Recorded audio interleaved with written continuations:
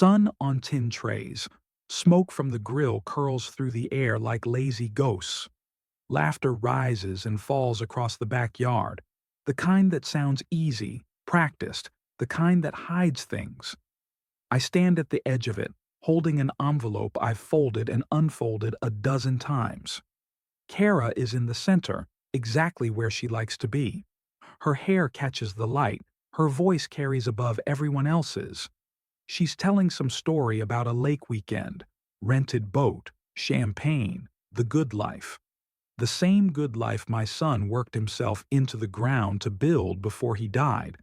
No one here remembers that part. They see her jewelry, the new car parked out front, the woman who moved on. I watch her laugh, loud and easy. That laugh used to mean something different when she came by the house, pretending to help me sort through his things. Now it sounds like the last 6 months, all the fake smiles, the half-truths, the missing deposits. I walk toward her table. The grass is soft, the plates are flimsy. She doesn't notice me until I set the envelope down beside her ribs and coleslaw. She glances at it, confused. Then she smiles, because she performs even when she doesn't understand the script. "What's this, Pop?" she says, loud enough for everyone to hear. Her friends laugh with her. "It's something you forgot," I tell her. She peels it open to keep the audience. Sauce from her fingers stains the edge of the first page. She pulls it halfway out, expecting a card, a check maybe, or some apology. Then she sees the columns, names, dates, amounts. Her hand stops moving. The air shifts. It's subtle at first, a hush that rolls through the backyard like a cold draft. A fork clinks against a plate and doesn't pick back up. She flips another page. Her eyes move faster now, scanning, skimming. One of her friends leans closer, trying to see what she's reading. His smile fades. The wind catches the corner of a page, flips it open to a highlighted line. Education Trust Disbursement. 114, $12,800. Memo, tuition transfer. Except it didn't go to any school. I don't speak. I don't have to. I've already said what I needed to. I watch her face fall by degrees. From mockery, to confusion, to the faint twitch of someone trying to remember how to breathe through pressure. Devin stands by the cooler, frozen in place. He was always quiet around me, always too polite. Now he can't look at either of us. I set my phone on the table beside the envelope. Kara notices, but before she can say a word, a sound breaks through the Bluetooth speaker sitting on the porch rail. My voice, calm, recorded earlier. The withdrawals match the weekend trips. Laughter dies in the yard like someone flipped a switch. The grill hisses. The dog across the fence stops barking. Kara stares at the phone, at the papers, at me. "What is this?" she says, but her voice cracks halfway through. I nod toward the ledger pages. "A map," I tell her. "Every lie you bought yourself." Her hand trembles as she gathers the sheets, but the barbecue sauce has glued a few together. One slips from her grasp and flutters to the ground. A child points. Someone whispers her name. I don't blink. I let the silence grow until it fills every corner of the yard. The kind of silence that makes truth sound louder when it finally speaks. I think about my son, about the promises I made at his graveside, about the trust fund that was supposed to buy his children's future, not her weekends. She looks at me, searching for mercy, maybe for denial. She'll find neither. I turn and walk toward the gate. The laughter doesn't return. The music doesn't start again. Only the sound of paper rustling behind me, her trying to gather what's left of her story. And in that quiet, I feel something I haven't in 6 months. Not relief, not triumph, just the start of balance returning to the world, smashed to black. The house wakes before I do. Floorboards settle like they're thinking. Rain lets go in slow drips from the gutters. Red clay perfumes the air through a cracked kitchen window. I sit at the table that still seats four, but it fits one just fine. The thermos dents catch the light. I twist the lid. Coffee breathes out, burnt sugar, a hint of yesterday. I pour half a cup and watch the steam rise in a thin ribbon that doesn't wobble. The spoon taps the rim once, twice. I listen for an answer that never comes and decide that silence is an answer. Across the room, the mantel holds what I can't. The flag is folded too neatly for a living room. Corners sharp enough to cut skin. My son's photo leans against it, frame nicked at the edge from the move it never needed. I read the same crease in his cheek I used to scold him for when he smiled with his mouth full. I speak his name in my head because saying it out loud pulls too many threads. The keys sit by the sink. I nudge them with a knuckle, and the sound rings off the tile. I have carried those keys to hospitals, schools, and courtrooms. They weigh the same every day. Some mornings they feel heavier. This is one of those mornings. I line up the orange pill bottle with the grain of the wood. 1, 2. I count them, like you count blessings when you're out of better words. The knee clicks when I stand, an old storm that visits for free. I rub the ache and promise it a warm day soon, even if the sky doesn't cooperate. The window fogs where my breath touches it. Outside, the yard is still marked with last night's footprints, mine, hers, the kids'. The hose twists over the lawn like a sleeping snake. Rain gathers in the groove of the driveway and turns to rust where it runs over the clay. Georgia dirt doesn't just stain shoes, it climbs. I open the drawer by the stove and find the ledger pages I didn't bring to the cookout. The ones that didn't need a crowd, bank names, dates, transfers that pretend to be tuition and land somewhere a school doesn't exist. I don't read them, not now. I feel the paper weight and think of promises written down long before money started lying. The phone sits face down. I leave it that way. The world can spin without me for a minute. I let the kettle hiss even though I'm not making tea. Familiar sounds hold the spine straight when words try to fold it. A school flyer is pinned to the fridge by a magnet shaped like a peach. Field day next month. I trace the cartoon footprints the art teacher drew along the border. I think of small socks pairing themselves in the dryer and how they never do. I think of backpacks by a door that has stayed open for years and needs a new rule. I take my mug to the hall. On the right, we painted the room yellow since he couldn't decide on a color. On the left, there's the closet with the squeaky hinge that I never fix because it tells me when the kids sneak cookies. The squeak is a clock nobody sets. It always runs on time. Back in the kitchen, I spread a dish towel and laid out the clean plates. 2 small, 1 big. Habit sets the table before the mind does. I catch myself and stack them again. The sound of ceramic on ceramic is gentle. It still feels like a door closing. The mailbox flag outside is down. I watch a robin pluck a worm from the wet. The bird tips its head at me like it's asking if I'm done pretending I don't see what I see.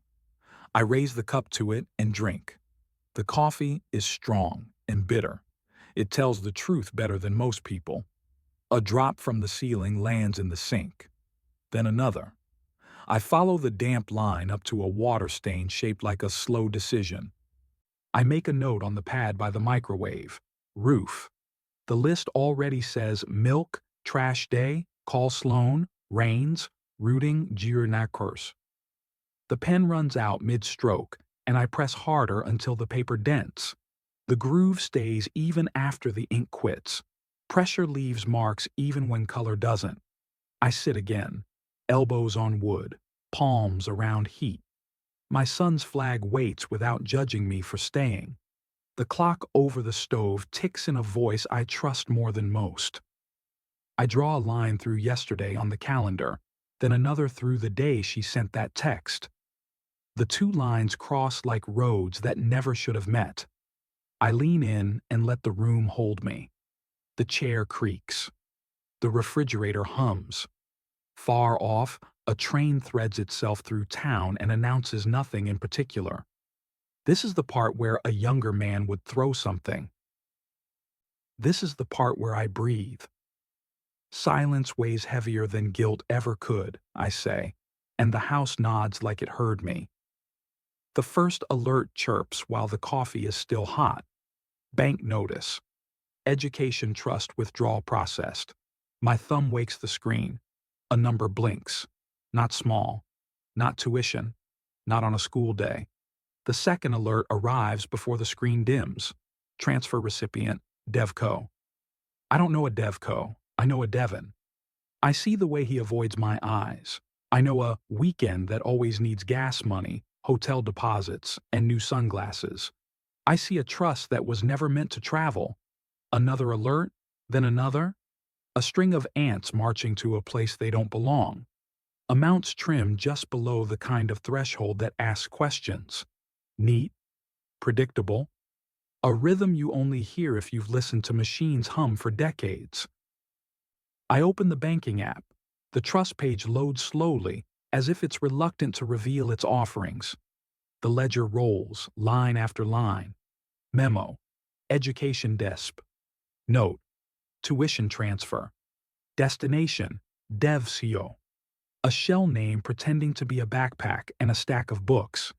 I open the file I keep for myself. Screenshots. Date stamps.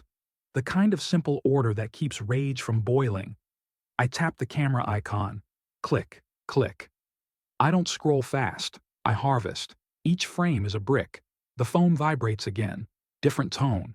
Not the bank. Kara. Kara. You talk. We're gone by Monday. I read it once. I reread it. Slower. The words fit in one breath if you don't care who runs out of air. Gone by Monday. Not, we'll discuss this. Not. There must be a mistake. A move. A threat wrapped in an itinerary. She believes that distance can turn theft into a misunderstanding. The house goes quiet in a way it only does for bad news. The refrigerator hum sinks low. The clock seems to step around a word it doesn't want to say.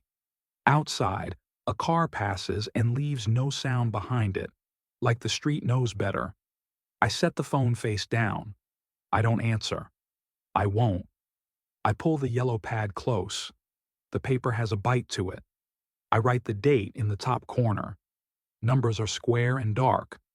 Then the time. Then Devco, underlined once. Underlined again. The ink soaks a little circle where the line stops. I let it. I write K, gone by Monday. I add screenshot, threat, in small letters. I drew a box around it, but I haven't checked it yet. Not until the file holds it. The app pings. Another debit. She continues to move money as she waits for me to flinch. I don't. I breathe. I file. Click, click, click. Each image drops into the album I named School. A private joke with no laughter in it. I open the messages and scroll back for the line that started the pattern. The first time Devco appeared. The weekend, they posted a boat photo with the caption, "Earned it." I cross-reference the date with a transfer. The numbers line up like a parade. The coffee goes cold. I drink it anyway. Bitter makes sense today. The knee aches when I stand. I press my palm to the table until the pain in my joint calms down. I pick up the keys, metal against metal. The sound is clean. The sound reminds me of what things are for. I take a new sheet from the pad. I titled it Monday. I list what she thinks will happen. Disappear with the kids. Change schools. Empty what's left while distance blurs faces. Then I list what will actually happen. Rains. Pull statements. Trace Devco. Sloan. Emergency custody. Sworn affidavit. DFCS notice. Bank fraud desk. Freeze request. Internal review. Screenshots. Print. Duplicate. Store off phone. The phone buzzes again. A second text, shorter. Kara. You hearing me? I don't type anything back. I let the 3 dots she's waiting for never appear. Instead, I take a pen and mark a small star beside Monday. I write weather under it. If it rains, the courthouse steps will be slick. The camera will love it, even if no one else does. The app pings once more. Another withdrawal tries to pass. System response. Hold pending. So the bank finally felt the drag of the net. Not mine yet, but someone's. I lift the phone to the light, angle it until the fingerprint smudges catch. This device has heard me pray and heard me curse. Today, it hears me choose neither. Not today, I say to the empty kitchen. Not again. I take the yellow pad and tear off the page with the first date on it. The tear is straight. The edge is clean. I slide it into the folder with the copies of the trust documents. I close the folder, then the drawer. The click is small and final. Her message sits on the glass like a bug waiting to be pinned. You talk. We're gone by Monday. I write Monday a second time. Bigger. Not a deadline. A target. I put the phone back down, screen dark, and let the room return to ordinary sounds. The clock finds its step again. Rain starts a slow tap on the window. The house exhales with me. I do not answer. I document. I wait. And in the waiting, something steady wakes up and stands beside me. Waffle House hums like a low machine. Fluorescents buzz. A waitress calls out scattered, smothered, covered like she's singing a work song. Syrup sits in a plastic caddy, amber under the light, thick as the lies I brought with me in a manila folder. Rains is already in the corner booth that faces the door. He's the sort who likes to see exits. Tie loosened, sleeves rolled, pin uncapped before I sit. He doesn't offer condolences. He provides a legal pad and a nod. It's kinder. I slide the folder across the table. The cardboard rasp is clean and ready for use. I don't add a preface. The papers know what they are. He opens, glances, then starts the quiet arithmetic of ruin. He lays out the statements like a dealer. Page 1 to the left, 2 on top, 3 to the right. He creates a grid that condenses the world into 4 neat columns: date, amount, memo, and destination. The coffee arrives, and he doesn't touch it. He circles a line item with the soft care of a surgeon marking skin. Here, he says, and I realize I don't need him to say anything else. Devco, Devco, Devco. He tracks with the pen's tip, not the nib, to keep the ink from bleeding. He draws a thin arrow from a transfer to a weekend. Lake Allatoona, I say, because she said it enough to turn water into a recipe. He writes lake in the margin and keeps going. The waitress tops off my cup, and I let the steam climb into my face. It smells like burnt hope. I drink anyway. He asks for the text. I turn my phone so he can read the message without having to handle it. He squints, then nods once, a small metronome of certainty. We'll need that in 3 places, he says. Device copy, cloud, and print. You keep one you don't tell me about. I do precisely that. I always do now. He draws a simple chart, a child's thing, boxes and arrows, moving money from trust to Devco, to card ending 3419. The numbers don't shout. They file in quietly and stand at attention. He taps the page with the pen cap each time a pattern repeats. Tap, tap, tap. The rhythm lines up with the grill hiss behind the counter. True things keep time with true and other things. I set my keys on the table because my pocket is starting to sound like a nervous man. They make a small, crisp jingle.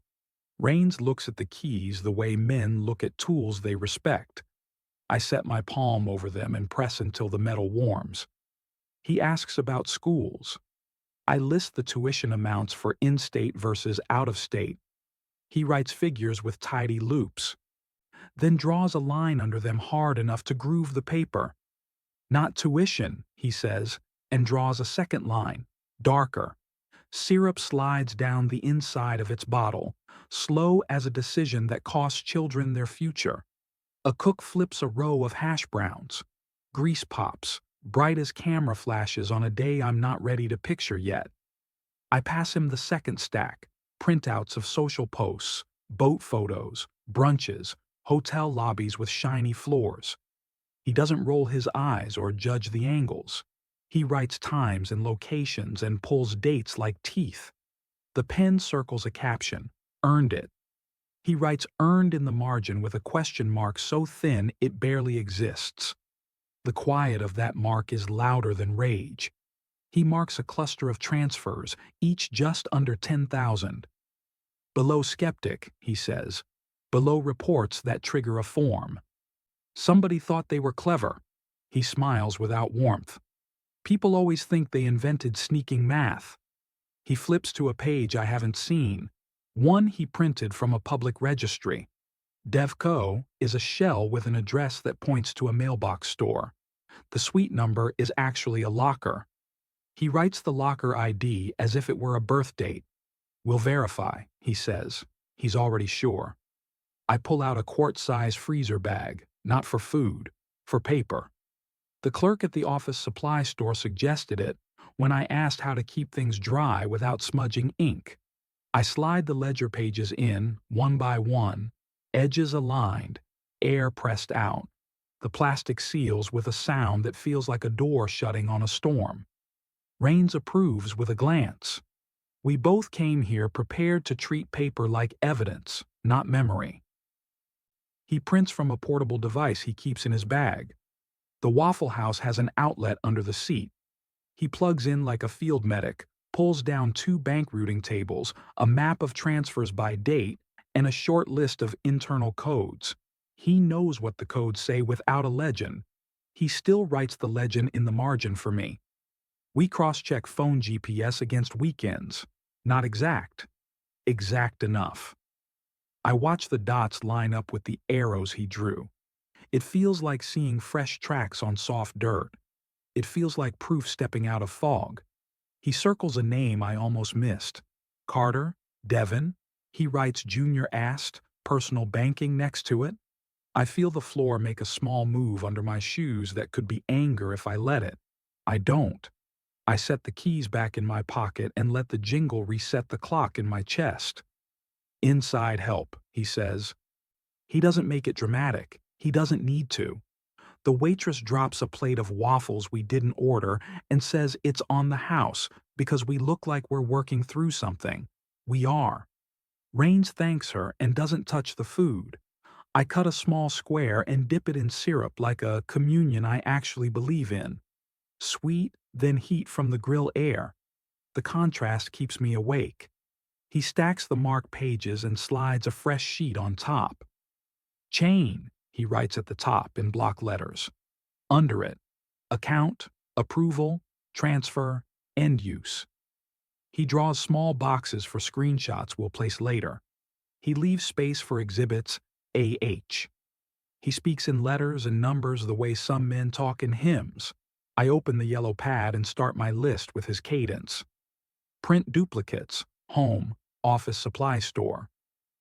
USB backup, 2 sticks, label blank. Offsite copy, neighbor's toolbox, bottom drawer. Text export, PDF, include timestamps. Bank call, fraud desk, request case. R. Attorney, Holloway, schedule today, affidavit tomorrow. DFCS, intake note. Prepare school schedules, pediatrician info, photos. Photos, ledgers, phone screen, post captions with visible date. He adds one more. Act normal. He underlines it once. People talk when they smell a change, he says. You keep your habits. Let the paper do the talking. I nod. I know about habits. I have a routine for grief. I have a routine for fury. Today, I choose the one who files and waits. He checks his watch and writes a small 12:15 beside bank freeze. If we time this right, he says, something they expect to go through won't. He doesn't finish the sentence. He doesn't need to. I can already hear the sound a declined payment makes inside a mind that believes it is owed. I take the bagged papers back and slide them into my jacket. The plastic whispers against the lining, a secret choosing its moment. I tuck the yellow pad under my arm. My keys return to the pocket. Their jingle is steady now, not nervous. A metronome, not a rattle. We stand. He gathers his pen, portable printer, and legal pad with a clean grid. He leaves the untouched waffles. I drop cash under the salt shaker and nod to the waitress, who pretends she didn't watch us build a case between coffee refills. Outside, the air smells like wet asphalt and old gum. Trucks moan on I-75. The red clay at the edge of the lot clings to my shoes like it always has. Georgia doesn't let go just because you ask it nicely. Rain says he'll email a secure folder by noon and text me only "done" when the freeze is filed. No details over text. He walks to his car without looking back. He doesn't have to. We've already drawn the path. I sit in my truck and lock the doors, not because of danger, but because I want the click to mark the moment. I set the evidence bag on the passenger seat like a sleeping child. I place the keys on my thigh and let them rest. The silence in the cab is clean, the kind you earn. I open the yellow pad and write one more word at the bottom of the page. Patience. Not a virtue today. A tool. Cobb County smells like wet paper and old carpet when it rains. The elevator lurches once and gives up on grace, doors yawning open to a hallway of beige and footsteps. I follow the strip of fluorescent light to a door with frosted glass that reads Sloan Holloway, attorney at law in gold that's rubbed thin on the H. She opens before I knock twice. Dark blazer, sleeves rolled, hair pulled back like she means to get work done instead of being seen doing it. She doesn't ask if I want water. She points to a chair and a stack of forms, and I'm grateful for someone who trusts time more than pleasantries. Her office has two sounds, a printer warming and a wall clock that ticks like it makes decisions. A state flag leans in the corner. The blinds give a view of the courthouse steps, slick with rain. People pass with umbrellas tilted like secrets. I sit, set my keys on the desk's edge so they won't sing in my pocket. Walk me through, she says. I place the evidence bag on the blotter and let the plastic whisper. Ledger pages, screenshots, the text, Raines's grid. I slide each piece free with a tailor's care and line them in a simple row. She reads while I keep my hands folded. I let the document speak first. The paper tells the truth without tone. When she looks up, her eyes have that courthouse stare, measuring risk and time in the same breath. She flips a legal pad, writes a title in block letters, filing roadmap, then numbers. 1, she says. Emergency custody, ex parte. We ask for temporary custody based on risk to the children and financial misconduct affecting their welfare. You'll sign an affidavit. We attach exhibits, these. She taps the pages with the pen cap, not the nib. We request a hearing date and immediate order. She draws a square, labels it order. An arrow to service, another to DFCS. 2, DFCS. I'll file a mandated report, not to punish, but to protect. A caseworker will want school schedules, pediatrician info, and any notes about their routines. You have that? In a folder by the fridge, I tell her, and scanned. Good, she says, like we just put sandbags where the water wants in. 3, fraud referral. Raines gives me his packet. I submit it to the DA intake and the bank's fraud desk. We ask for a freeze and an internal review since one of their people may be involved. She doesn't say Devin's name. She doesn't have to. She writes internal beside bank in a way that promises a phone call no one will enjoy. She flips to a second page. Service. A deputy will put the order in her hand. Given the text, she lifts the printout. We request priority. If she relocates the children, we need a paper chase to start before she reaches the county line. Her pen pauses. The printer behind her spits a page. She catches it without looking. Listen carefully, she says. This won't be quiet once it starts. I nod. The room adjusts around that sentence like a belt one notch tighter. Outside, tires hiss over wet asphalt.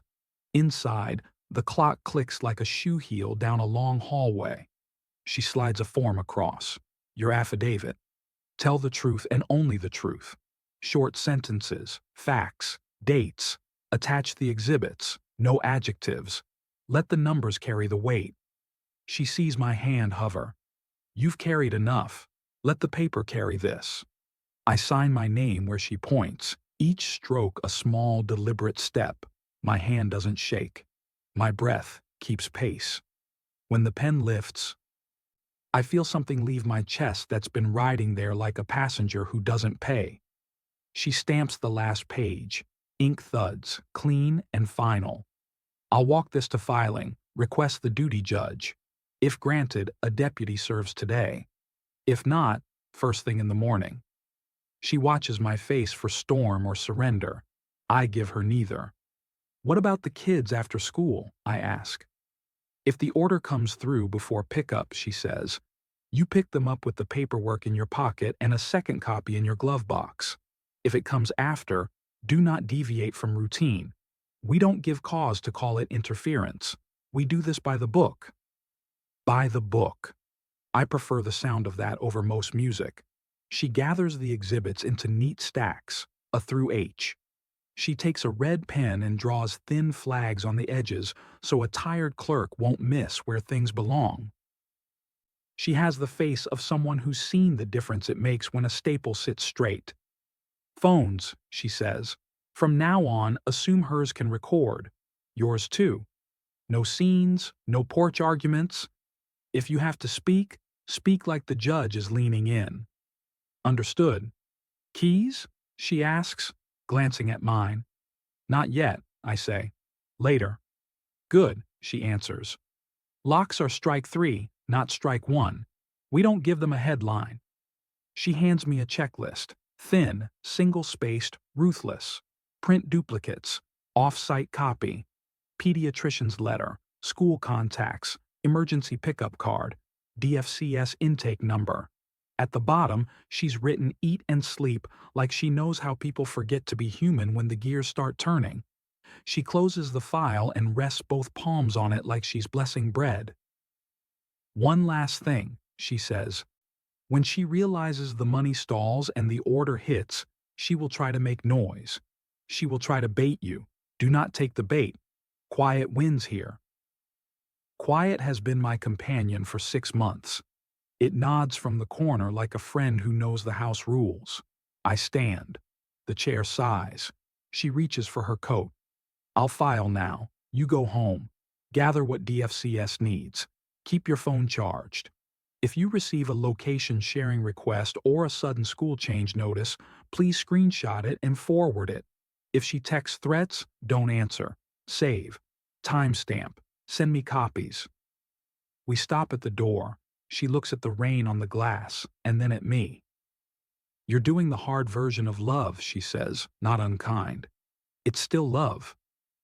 I pick up my keys. The ring makes a soft, controlled sound. No rattle, just a single clear note. I feel the weight, not as a burden, but as a purpose. The evidence bag slides into my jacket. I tuck the checklist into my breast pocket where my pulse can drum against it. In the hallway, a kid in a too-big blazer tries to keep pace with his mother's steps. He grins at me for no reason other than being 9 and alive.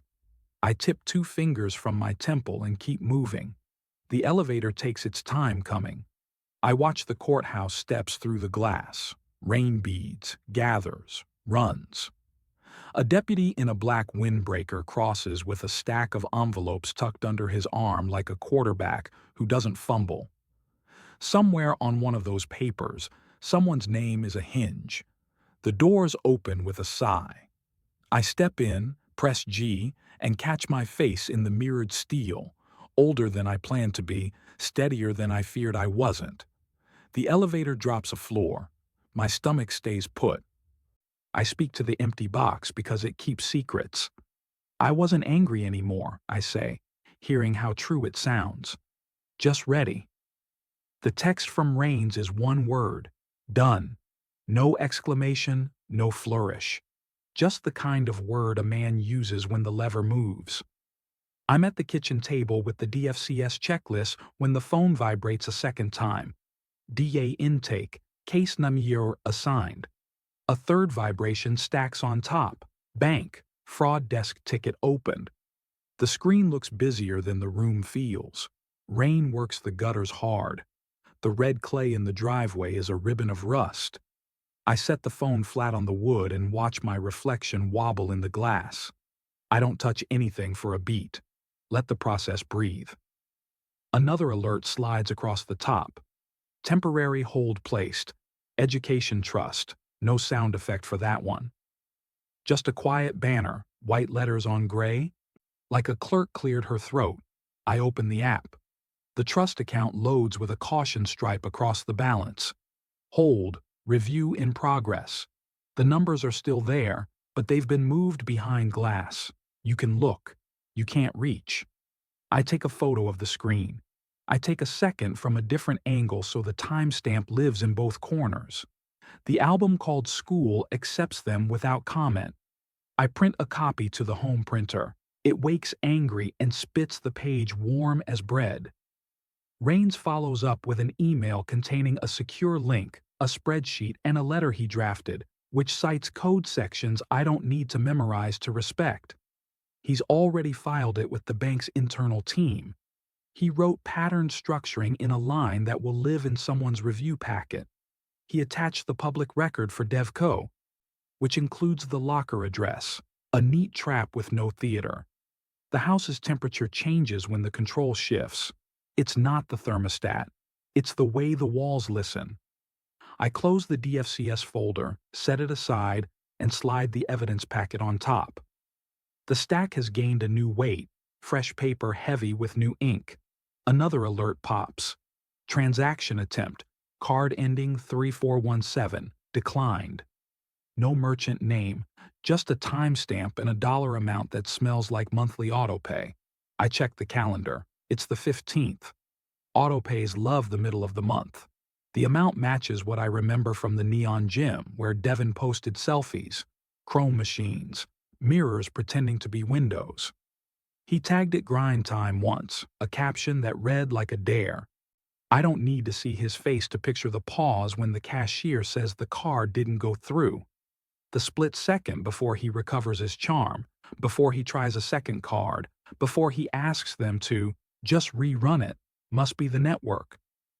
That gap is where quiet does its work. A second decline hits. Same minute. A little higher. He tried to tip the scale with brute force. The bank is now a locked door. He's outside, knocking in a voice that pretends it knows the owner. I forward both screenshots to Sloan's secure address with a single line. Decline starting. No commentary. Paper first, feelings later. The phone rings once. Sloan. Saw it, she says. We're good. Sit tight. If she calls, don't engage. If she shows up, call me, then call non-emergency and stand on your porch with the camera running. No speeches. Understood. She hangs up before the second hand passes 12.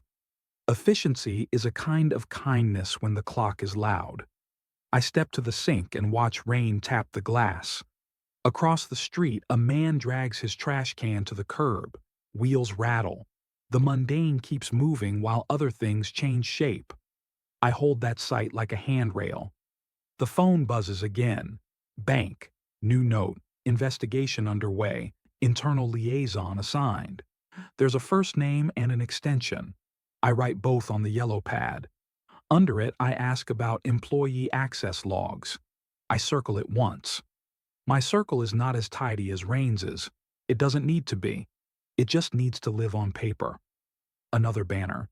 Attempted transfer. Trust to DevCo. Blocked. I take that screenshot even though the app already records it. I want my version. Evidence is a habit you don't regret. Somewhere in a locker-lined hallway, A printer that isn't mine is coughing up a report with Carter and Devon on it. Somewhere, a manager who thought this month would be quiet is reading Raines's packet and deciding whether to call HR before lunch. I open the drawer where I keep spare flash drives. I label nothing. One drive gets the screenshots. One gets the PDF of their bank ticket. One gets a duplicate of the DA intake summary. I put drive 1 in the metal tin where I keep batteries. I put drive 2 in the garage toolbox under a pile of rubber bands and old screws. Drive 3 goes in my jacket pocket with the evidence bag, because leaving with everything you need is what grown men do when ultimatums arrive. The clock ticks in clean quarters. The rain eases, then hardens, then eases again like it's practicing for a courthouse afternoon. I checked the time Sloan said the judge might surface, anywhere between lunch and the last coffee. I don't pace. I fold a dish towel. I stack mail. I pick up the keys and let them ring once. The sound is a single bell that says, "We're moving." A final banner creeps in at the top of the screen, the one Sloan said might take a bit. Temporary hold confirmed. Outbound wires to flagged entity suspended. The language is dry as crackers. It tastes like relief anyway. I lock the phone and set it face down. In the next room, the washer thumps. A sock slaps the glass, sticks, then slides, and sticks again. Persistence looks like that sometimes. Small, repetitive effort, not much to watch, all of it necessary. Devon's declined payment echoes in my head even though I didn't hear it. It's the sound of a door finally learning its job. I pick up the yellow pad and write one word under the line where I circled the liaison's name. Shift. Not a victory lap. Just the floor shifting an inch toward the level.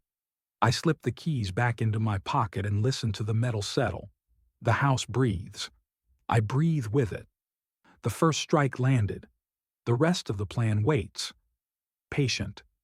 Like rain stacked in a cloud with somewhere to be. Cobb County Superior Court smells like wet coats and toner. The entrance swallows umbrellas and spits out plastic trays and shoe squeaks. I empty my pockets without hurry. Keys, wallet, phone. The deputy nods at the evidence bag in my jacket when it passes through the scanner.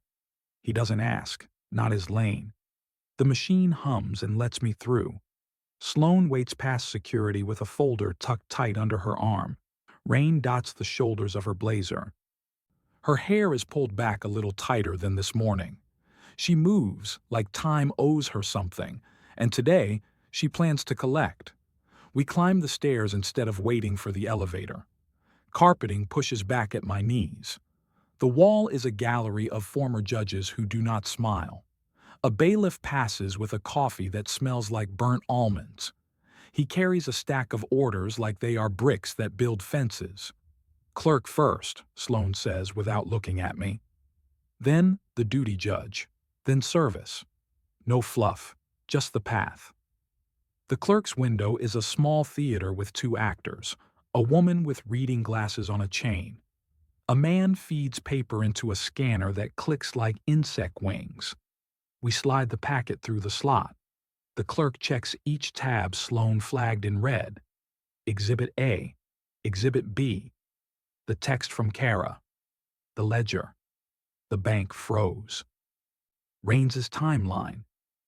She stamps the affidavit page with a date that lands like a hammer hitting a nail. I sign the line that says I understand perjury, and I do. The scanner takes our packet and blinks green. The clerk prints a receipt and staples it to a copy that will live in a drawer until the drawer forgets what quiet looks like. She marks the top page with a black marker. Ex parte, emergency custody. She says the judge's name. It lands in the air with weight and direction. We move to the next room, which has no wood paneling. No flags. Just fluorescent light and a table where the duty judge reads fast without rushing. A pen clicks. Pages turn. My heartbeat tries to match the turn rate and fails. The judge reads the text from Kara twice. He looks at the ledger once and frowns without moving any other part of his face. Questions come in a flat voice that doesn't care who is right, it cares who is ready. Children's ages, school pickups, medical contacts, any violence, any weapons, any risk if we change custody today? Sloane answers in clean strips of fact. I add only what she nods for. No adjectives, no extra. Paper carries the volume. Truth wears plain clothes in this room. The judge reaches for a stamp. Red ink? Thick pad? He presses down, leaving a raised seal on the order that glows wet for a second. He signs above it in blue. The pen scratches a name that sits like a lock in a door. He hands the packet to the clerk behind him. She moves it to an envelope big enough to hold a small storm. Service through the sheriff, Sloane says. The judge nods once. We are done here, but not everywhere. A hallway forms under our feet as we walk. We find the civil division window, which is glass again. Another clerk who has seen men like me break and not break in equal measure. She slides the heavy envelope back through after logging a case number. The label prints with a slow growl. Service required. Priority. Our deputy is called on the radio.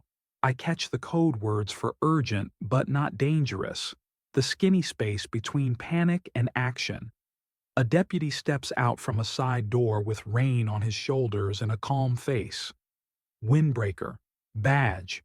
A pen tucked behind one ear. He checks the name on the envelope against the order and against me. No questions.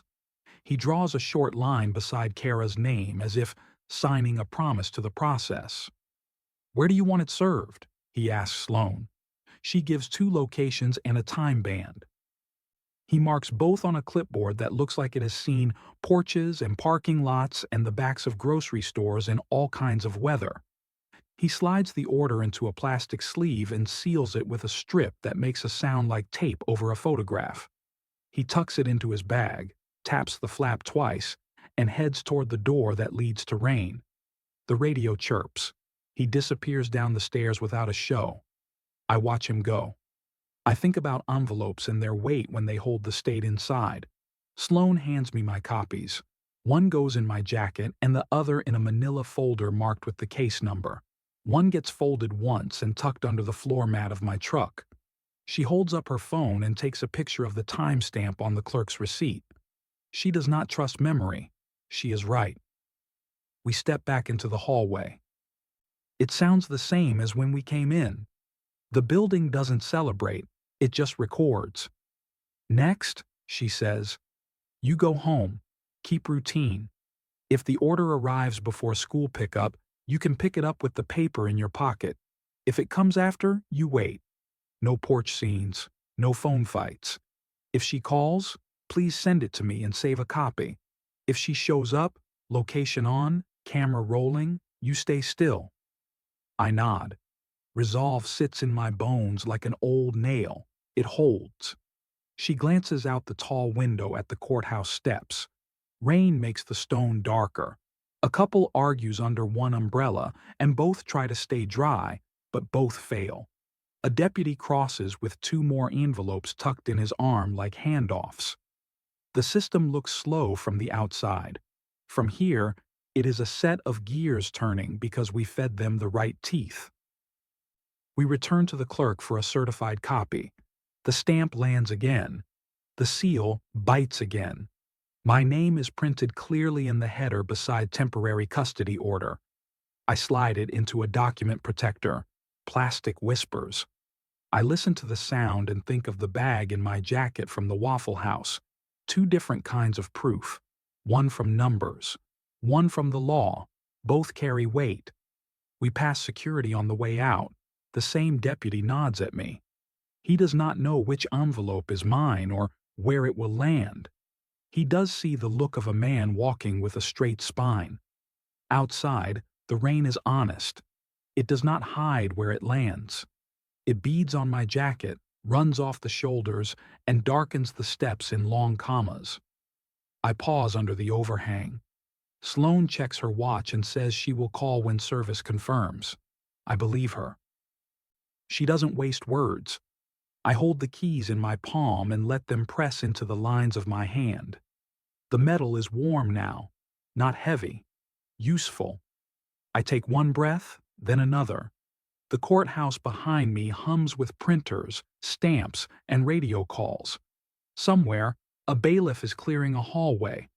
Somewhere, a judge is reading another packet with a life coiled inside it. I step into the rain and cross the plaza. The paper in my pocket does not get wet. The envelope down the hall will meet its name in due time.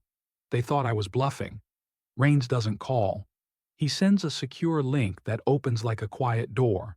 A spreadsheet, 3 PDFs, and a screen capture video sit inside, patient as tools on a bench. I put the coffee down and hit play. His cursor moves like a surgeon's finger. He's inside the bank's audit portal.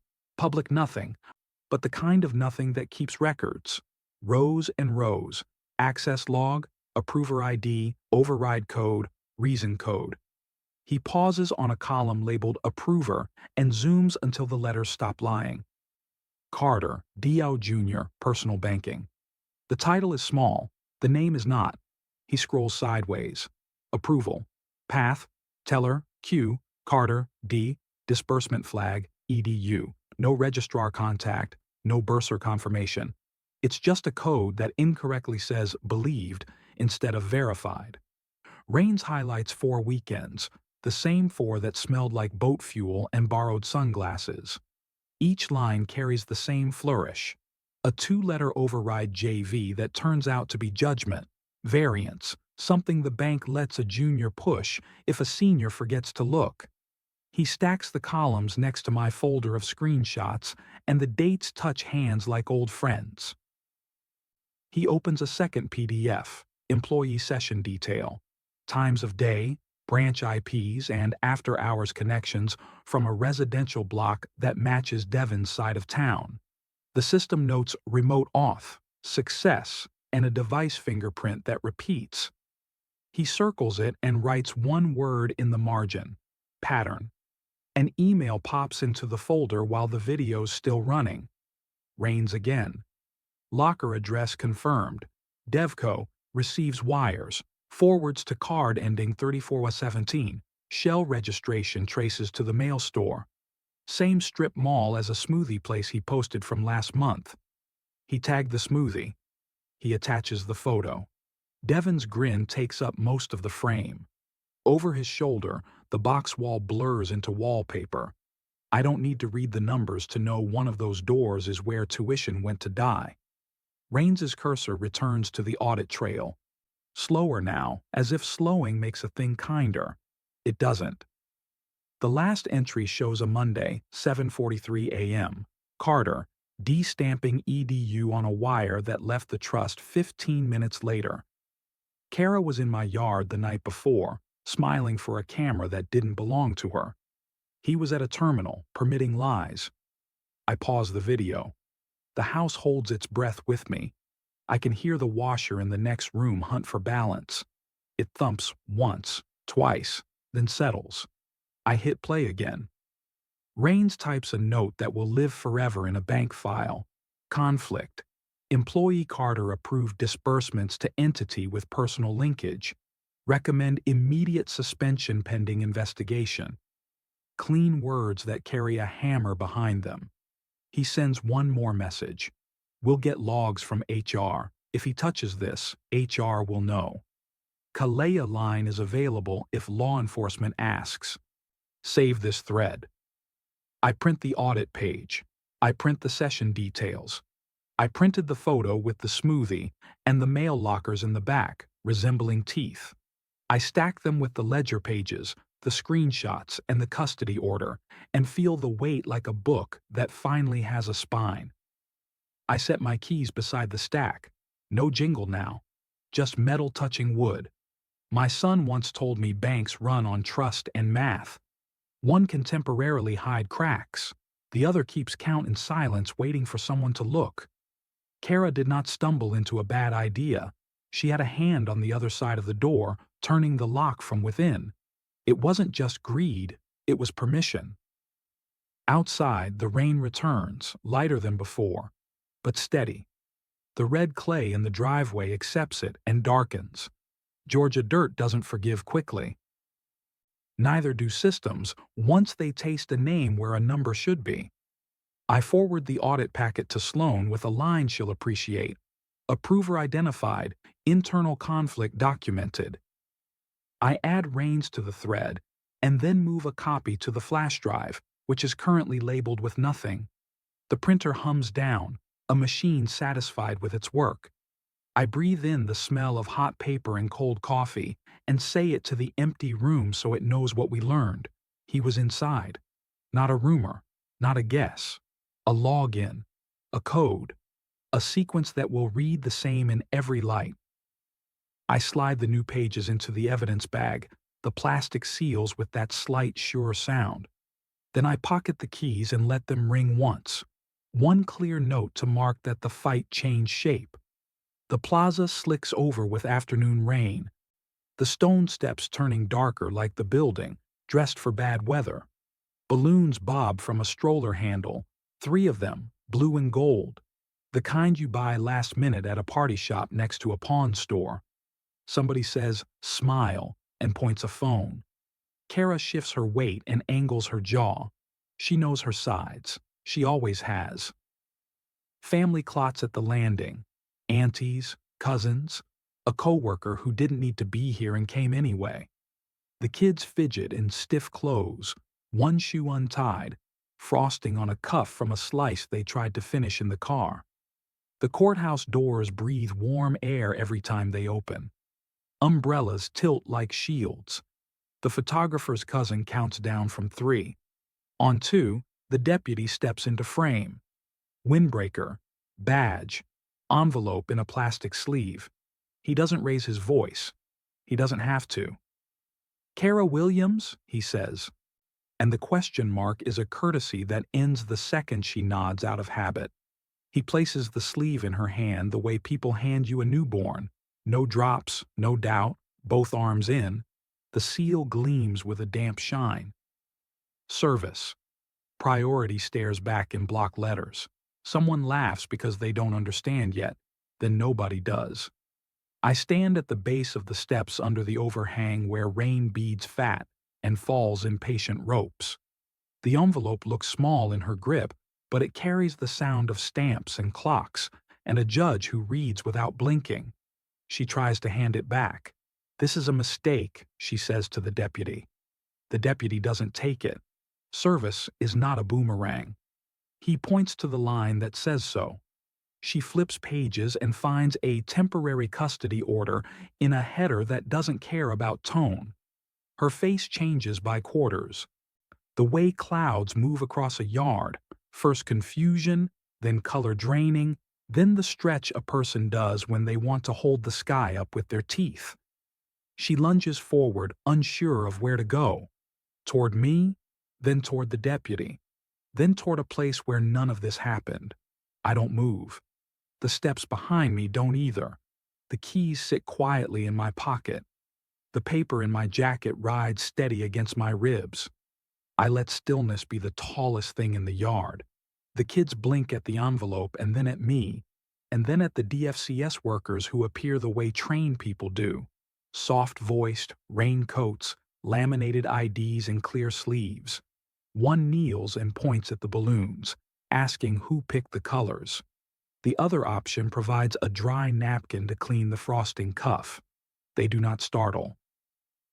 They are skilled at turning difficult situations into logistical challenges. Kara's voice pitches up and splits. "You can't just—" She stops because the deputy doesn't argue rules on steps. He only enforces the current page. Sloan told me this would feel like a gear catching. She was right. The deputy stands with one shoulder angled to the family, one to the door, seeing 2 worlds at once. A camera flash pops from somewhere, not pressed by family. People document what they don't understand in case it matters later. It does. Devon hovers 2 risers up, half behind a cousin, posture loose like he can't be bothered by weather or process. He keeps his hands in his pockets, head tilted, grin set to casual. It looks glued on.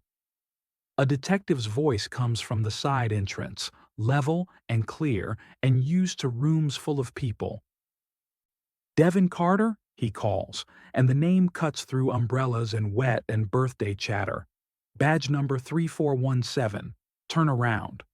The grin falls before his head does. For a heartbeat, nobody knows who he is except the rain and the stone. Then everyone does. He looks left. There's a rail. He seems right. More steps, harder rain, a deputy at the bottom. He chooses the space water chose, the slick center, and bolts downhill. Shoes slap water. Balloons jump. A child yelps because the string tangles around a wrist, and an ant swats air like that helps. Gasps lift under the overhang. The sound feels like a flock leaving a tree. The detective doesn't sprint. He does not need to. He angles down at a line that will intersect in 12 steps. Another deputy rises from the side like a note under a melody. And they meet Devin at the landing where the stone turns to brick. The bag across his chest jerks, his hat skids. A hand touches a wrist, and the run ends not with a tackle, but with a hold that says, "This is over" on the ground, and then in a room you can't see yet. Kara calls his name like it's a raft. He doesn't look back. People always imagine their partners are mirrors. Sometimes they are windows. Today, he is a door closing on its hinges while she stands on the wrong side of it. The DFCS worker closest to the kids murmurs, "Let's get out of the rain, sweetheart." And the slightest nod, like permission, is a language they know. They move toward the doorway and pause so the deputy can step aside. The envelope shakes in Kara's hand, pages slipping, the seal's edge biting her palm where she grips too tightly. She says my name without looking at me. She tries to fit anger, plea, and shame into one sound, and the sound breaks under the weight. I do not answer. Sloan told me the judge's voice is the only one that matters today. I let the order speak for me from its plastic sleeve. I let the rain do the punctuation. A cousin lifts a phone to record. The deputy raises his palm without irritation. "No closer," he says, and the cousin's arm lowers on reflex. Authority spoken in a plain tone can have that effect. He leans to Kara, points at the line on page 2 where the return hearing is scheduled, and the date stamps act like all dates act.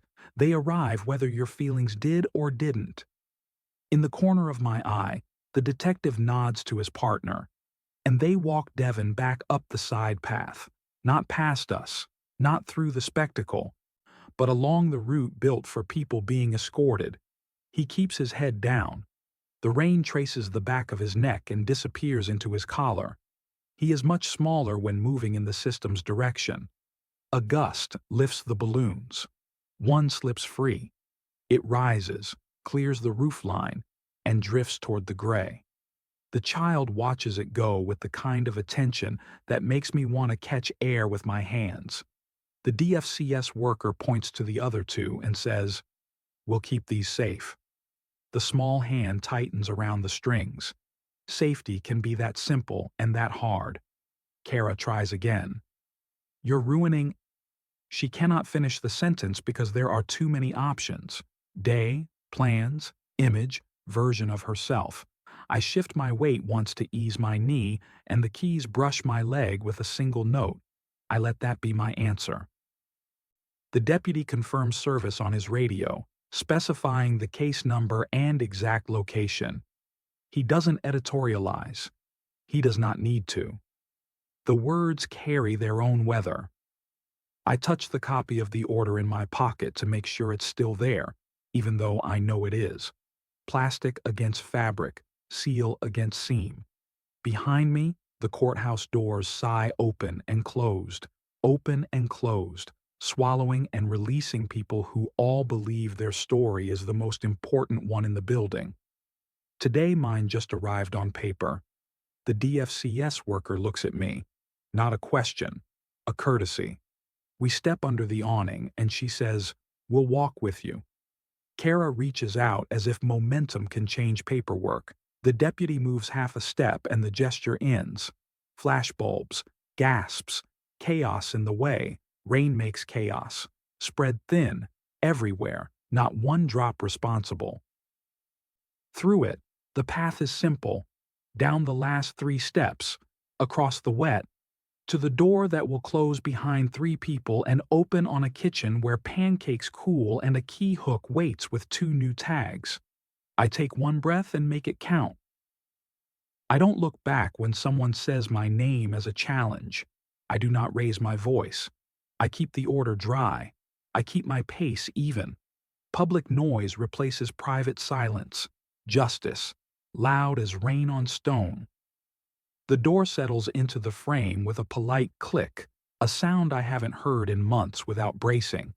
Rain brushes the awning, steady as a metronome. 2 backpacks lean against the wall by the mat, one with a dinosaur patch giving up at the corner, one with a glittery star that's lost a point over time. They look like they walked here on their own and decided this is where they live now. I slide the custody order into a clear sleeve and file it behind the flower bin, reachable, not on display. The plastic kisses paper and goes still. The drawer by the stove opens to the wordless breath of oil and wood. The ledger, the screenshots, the audit pages, everything that was noise goes into the bottom slot. The brass key turns. The lock answers with a small yes. The key hook by the door waits. Pine board, 4 brass posts, 2 new tags I burned in with shaky hands last fall when hope felt expensive. I hang the fresh spares. JM. The metal touches brass with the kind of sound that makes a room believe it can hold people again. My own ring gets lighter by 2 keys and heavier by proof. Shoes off. Socks find the warm patch in front of the stove. The burner shows a blue ring. The skillet takes heat and settles like an old friend sitting down without a word. Batter lifts in the bowl. A ribbon falls and disappears. Butter goes in, then the hiss, bright, honest. Pancakes form at the edges, bubbles tick the surface, pop, and leave tiny windows. I flip. Gold says, stay the course. The house has new air. Crayons and grass. Wet nylon from a rain jacket slumped over a chair. A faint cough down the hall that isn't worry, just a throat remembering it ran today. The washer offers a contented whump. A sock smacks the glass, sticks, slides, and returns. Persistence has a look. I set plates where hands will reach them without thinking. 2 small, 1 big. Blue cups with the unfaithful glaze. Forks crossing like a quiet toast. The peach magnet on the fridge holds a field day flyer. I trace the cartoon footprints around the border with a fingertip, which I also use to mark ledger lines. This path is better. Drop off, pick up, piano, library, bedtime. The kind of schedule that mends the spine. On the counter, 2 thin cords from the junk drawer, red, green. I thread a cut key onto each. Check the edges with my thumb, smooth the burr with the nail file that lives with the scissors and rubber bands. The cords lay flat, snake still, waiting for necks and days. Small feet pad in, the soft, fast steps of people who still forget they're not supposed to run inside. One backpack thumps down, a zipper surrenders and restarts. A laugh cracks the air and heals it in the same breath. They're trying not to crowd me. They're failing. I let them fail. 2 each, I say, sliding the spatula under the second pancake while the first steams syrup into the air. Blueberries on top if you say the magic word. The star zipper says it right away.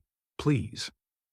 The dinosaur patch waits, then adds, and thank you, because he likes being better than his sister at rules. I let him have it. The blueberries fall like minor planets into a syrup sky. We eat as rain softens. Fork tines clink. Someone asks if the balloons made it home. I tell the truth. We lost one to the clouds. We kept 2 and tied them to the chair where the dog used to sleep. Can we get another? We'll get a new one next time the sky behaves, I say, which is my way of promising to try. After plates shine and cups stand empty, I rinse the skillet and hang it by the window. The yard is rinsed red, puddles stitched together by silver lines. A robin tilts its head at me through the glass like it recognizes the inside of a good ending. We stand by the key hook. I kneel. The red cord goes over the star's head, the green over the dinosaurs. Keys, touch shirts, then sternums, then hearts. I straighten cords. These are spares, I say, not for playing for getting home when I'm slow or you're brave. They don't open other people's doors, only ours. Two little nods like solemn owls. We practice, off, on, until the motions land in muscle memory. The house seems to lean in to watch and approve. In the hallway, the folded flag keeps its sharp corners. I don't avoid it. I let my eyes rest there and then come back to the living. A field day footprint, a blueberry stain, the dented thermos breathing coffee. The ledger drawer is closed and locked, and for once, it feels like a haven, not a place to keep secrets. We build a small ceremony out of ordinary things. Backpacks get unpacked to the rhythm of a checklist. Folders in baskets, shoes in cubbies, notes for tomorrow on the pad by the phone. I write milk and library books and remind Im to bring hoodie in my square, stubborn letters. A pen scratches a language all its own that still counts as prayer. Do we have to be quiet? The star asks, looking at the door like quiet lives there and charges rent. Not anymore, I say. Just be kind. Even to balloons? Especially to balloons. We nod again, all three, like we made law. The rain thins to a silver veil and then to the kind of nothing that leaves the air sweeter. Streetlights blink themselves awake. Somewhere down the block, a garage shutters closed and seals a family inside their night. We take our turn. I wipe the counter in slow circles until flower ghosts disappear. I check the lock once more, not because I doubt it, but because hands remember before minds do. The brass tongue holds. The paper sleeps. The keys hang. The cords rest against small collarbones. The house knows its name again. I let the whole day drain out through my heels. I stand there and breathe, a man allowed to stop listening for the next blow. Revenge did what it needed to do, quick and clean. Justice climbed the steps and didn't trip. What remains is the small, daily work of peace, and it is enough to keep both hands full. Revenge ends where peace begins, I say. To the room, to the flag, to the syrup ring on a plate, to two kids learning the weight of a key. The words fit. They stay. The lights go low. The window holds the last of the gray. The house settles without question. Your turn.